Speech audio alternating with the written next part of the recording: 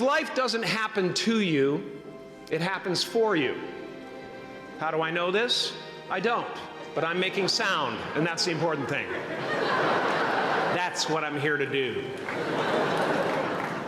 Sometimes I think that's the only thing that's important, really, you know? It's just letting each other know we're here, reminding each other that we're part of a larger self.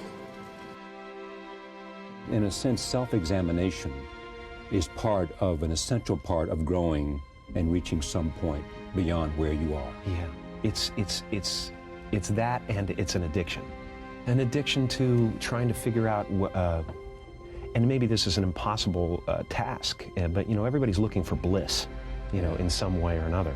And I think I've come to the realization lately that that bliss comes in waves, and everybody gets a certain amount of it. Yeah. But in between, it's just hard work being in this body. You know? And that it is the unwise person to expect bliss will be there all the time. Absolutely, absolutely. As someone who's done what you're about to go and do, I can tell you from experience, the effect you have on others is the most valuable currency there is. Because everything you gain in life will rot and fall apart, and all that will be left of you is what was in your heart.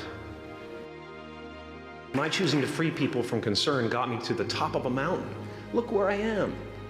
Look what I get to do. I did something that made people present their best selves to me wherever I go. The only one I hadn't freed was myself, and that's when my search for identity deepened. I wondered who I'd be without my fame. Who would I be if I said things that people didn't want to hear? Clap. Or if I defied their expectations of me? You know, what the hell? What the hell? You know, whatever. I just want to be myself. If I lose a few fringe people who can't deal with the fact that there's other forces in the world, that's okay with me. After talking to you for a couple of hours, I mean, I get this sense you are a big bundle of conflicting emotions. Well, I think you're very emotional about a lot of things. It's all very close to the surface. Yeah, it is. I've decided to be there. I only act in the movies.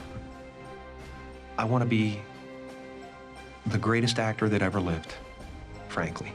You know, I'd love that. But I don't need to be. I just really want to be here. That's it. When the opportunity arises and I'm on the set, can you cover the action?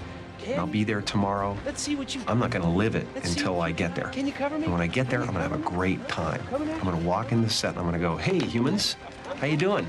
You know, let's have fun. Stay right here, okay? Let's play in the sandbox." Woo!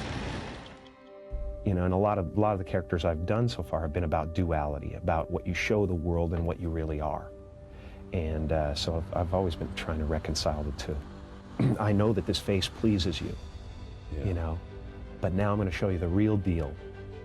And I hope there's enough there that, you know, that you can identify with, that we can sit together and break bread, and you'll think I'm as special as I was before. A few months ago, I woke up and I understood suddenly how thought is responsible for most of the suffering we experience. I suddenly felt like I was looking at these thoughts from another perspective, and I wondered, who is it that's aware that I'm thinking? I was thrown into this expansive feeling of freedom from myself, from my problems. I saw that I was bigger than what I do. I was bigger than my body. I was everything and everyone. I was no longer a fragment of the universe. I was the universe. Your job is not to figure out how it's going to happen for you, but to open the door in your head. And when the door opens in real life, just walk through it. And when I say life doesn't happen to you, it happens for you, I really don't know if that's true. I'm just making a conscious choice to perceive challenges as something beneficial so that I can deal with them in the most productive way. You'll come up with your own style. That's part of the fun. Oh, and why not take a chance on faith as well? And what do you own now?